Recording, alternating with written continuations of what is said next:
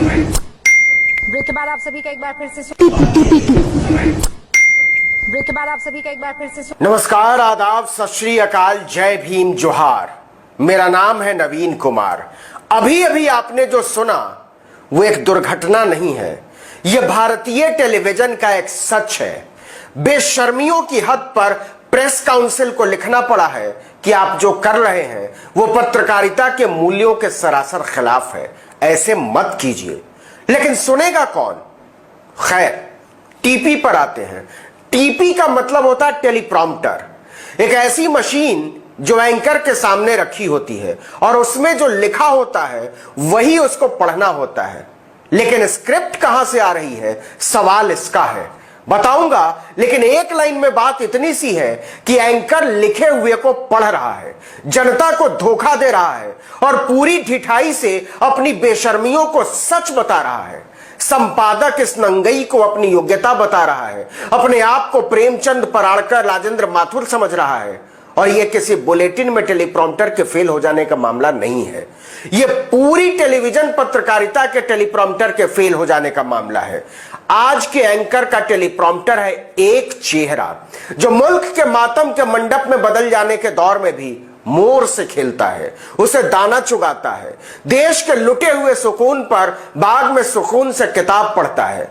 मोर एक प्रतीक है और दाना चुगाना भी। उसी तरह टेलीप्रॉम्प्टर भी एक प्रतीक है। लोक कल्याण मार्ग में तो 2-4 मोर होंगे, लेकिन टेलीविजन चैनलों में तो मोर और मोरनियों की पूरी कतार है, जिन्हें मोदी जी की आभा को धूमिल होने से बचाने के लिए बरसों से दाना चुगाया जा रहा है और वो चुग रहे हैं। और जब भी वो अपनी बेईमानियों के खिलाफ जाने की कोशिश करते हैं, टीपी फेल हो जाता है। ब्रेक के बाद आप सभी का एक बार फिर से अचानक एहसास होता है कि उन्हें वही पढ़ना है जो आका ने लिख कर दिया है। आम काट कर खाते हैं कि चूस कर। आप थकते क्यों नहीं? टॉनिक लेते हैं क्या? आपसे क्या सवाल पूछें? आंकड़े किनारे फेंक दिए हमने तो। आप जेब में बटवा रखते हैं क्या? इस तरह के सभ्यता के महान प्रश्न इसी टीपी पत्रकारिता से जन्मे हैं। आगे बात करने से पहले मैं आपको एक क्लिप दिखाना चाहता हूं जो संभव है आप अब तक देख चुके हो, लेकिन उसे फिर से देखना जरूरी है। कल मेरे साड़ी पर जूस गिरा था और मैं नहाने गई थी। तुम चने कुकर पर चढ़ा करके मेरे पास आई थी। तब रसोड़े में कौन था? मैं थी, तुम थी, मैं थी, तुम थी। कौन था रसोड़े में? छोटी बहू कहती है ये राशि बेनती। फिर सास कहती है ये राशि कुकर में से चने निकाल दिए और खाली कुकर गैस पे चढ़ा दिया। मैंने पहले भी कहा है कि संबित पात्रा इस देश के टेलीविजन चैनलों का सुपर संपादक है और जब वो टीवी के पर्दे पर बैठकर गंदगी उलीच रहा होता है तो एंकर उसे मंत्रमुग्ध भाव से निहार रहा होता है, जैसे वो संविधान के किसी गूढ़ अनुच्छेद की व्याख्या कर रहा हो। भारतीय टेलीविजन इतना गंदा कभी नहीं था। भारतीय टेलीविजन के एंकर इतने ढीठ कभी नहीं थे। भारतीय टेलीविजन के संपादक नैतिक तौर पर इस कदर दिवालिया कभी नहीं थे। ये सांप, बिच्छू, गाय और एलियन पत्रकारिता से भी ज्यादा भयावह है, क्योंकि सांप, बिच्छू, गाय, एलियन दिखाते हुए किसी को गाली नहीं देनी पड़ती थी, किसी मेहमान की जान नहीं जाती थी, एंकरों को मिर्गी के दौरे नहीं पड़ते थे, ना ही मानसिक तौर पर विक्षिप्त, घटिया और आपराधिक प्रवृत्ति का कोई आदमी एंकर हुआ करता था। टीवी के पर्दे पर बैठने वाले आज के जहरीले नाग और नागिन पहले भी एंकर हुआ करते थे, लेकिन संपादकों के हंटर ने उन्हें इंसान की तरह दिखने और बोलने पर मजबूर किया हुआ था।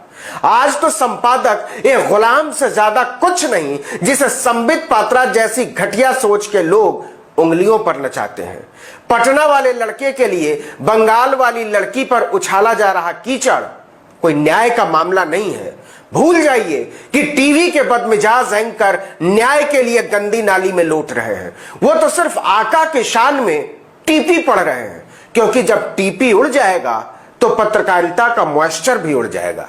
इसलिए टीपी को नहीं उड़ने देना है। एक चैनल वाला ऑन एयर चिल्ला रहा है कि कोई सतरंगी बूटी के कष्ट दिला दो, दूसरा चैनल वाला ऑन एयर कहता है कि एक निहत्थी लड़की का इंटरव्यू कैसे ले सकते हो, तीसरा चैनल वाला कहता है कि यह इंटरव्यू फर्जी है, चौथे चैनल वाली कहती है देखो देखो बेडरूम की कहानियां लाई हूं और सब मिलकर ऐसा गंदा माहौल बनाते हैं जिसकी बास साधारण आदमी को पागल बना देती है। यह सब कुछ उस आका को बचाने के लिए जो इन दिनों मोर के साथ व्यस्त है। और टीवी वाले चिल्ला रहे हैं once more once more once more, क्योंकि आका ने टीपी पर लिख दिया है खबरदार जो बेरोजगारी की बात की, खबरदार जो संक्रमण की बात की, खबरदार जो महंगाई की बात की, तुम्हें पढ़ना है चारों तरफ राम राज है, तुम्हें पढ़ना है किसी को कोई कष्ट नहीं, तुम्हें पढ़ना है सब जगह अमन चैन है। लेकिन ऐसा असल में तो है नहीं। 40 रुपए किलो आलू तो एंकर भी खरीद रहा है ना भाई, इसलिए वो कई बार हकीकत और फसाने का भेद भूल जाता है, भूल जाती है। और जब टीवी के पर्दे पर आका का चेहरा नजर आता है तो चिल्ला उठता है टीपी टीपी टीपी। कोई भी सिरफिरा आता है और टीवी के संपादकों को चकर घिन्नी की तरह नचा देता है। लेकिन टीवी का संपादक इतना भोला नहीं है, उसके सामने सबसे बड़ा टीपी रखा हुआ है। उसका प्रोड्यूसर राजमहल से लिख रहा है कि अब जामिया के बच्चों के खिलाफ अभियान चलाओ, अब जमात और मरकज के खिलाफ अभियान चलाओ। उसके सामने लिखा हुआ है कि अब मदरसों के खिलाफ अभियान चलाओ, अब हीरो के लिए मातम का अभियान चलाओ, अब हीरोइन के खिलाफ चरित्र हनन का अभियान चलाओ। और ये सारे अभियान इसलिए कि महंगाई, भ्रष्टाचार, बेरोजगारी, बाढ़, संक्रमण, बेपरवाही के खिलाफ कोई अभियान न चलाना पड़ जाए। इसीलिए पहले नेपोटिज्म के नाम पर तमाशा खड़ा किया जाता है, फिर जांच की मांग के नाम पर तमाशा खड़ा किया जाता है, फिर वही चैनल सीबीआई जांच के ऐलान के नाम पर तमाशा खड़ा करते हैं। लेकिन कलेजा ठंडा नहीं पड़ता, क्योंकि टीपी पर लिख दिया जाता है अब उस लड़की का चरित्र हनन करना पड़ेगा, उस पर कीचड़ उछालना होगा। और स्त्रीवाद का नगाड़ा पीटने वाली टीवी की अफसराएं इस अभियान में जोशो खरोश से कूद पड़ती हैं। मर्द तो खैर मर्दानगी दिखाने में कैसे चूकते। स्त्री पर तरह तरह के आरोप लगाकर उसका चरित्र हनन कर इस मर्दवादी समाज ने अपनी कुंठा का इजहार किया। फिर चुनावी फायदे के लिए उसे बिहार बनाम महाराष्ट्र की लड़ाई में बदलने का अभियान चलाया गया।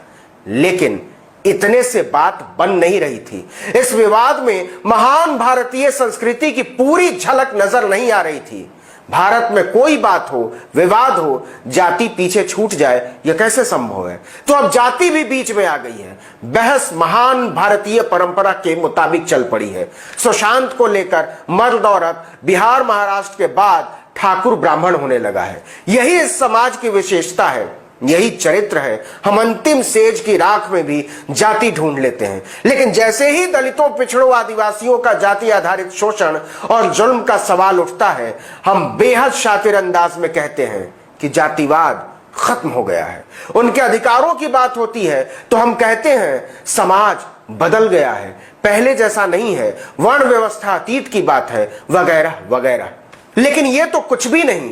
टीवी चैनलों के टीपी पर क्या क्या पढ़ा जाने वाला है आपको अंदाजा भी नहीं है। मोदी जी ऊर्जावान बने रहने के लिए टॉनिक पीते हैं या नहीं पता नहीं, लेकिन इस तरह के सवाल पूछने वाले सुबह शाम टॉनिक लेते हैं। जाहिलियत का टॉनिक, घृणा का टॉनिक, इंसान से चिढ़ और इंसानियत से फरेब का टॉनिक। क्या समझे? राजा को पता है बादल की गर्जना का एहसास होते ही मोर पंख फैलाकर नाचने लगता है। इस वीडियो में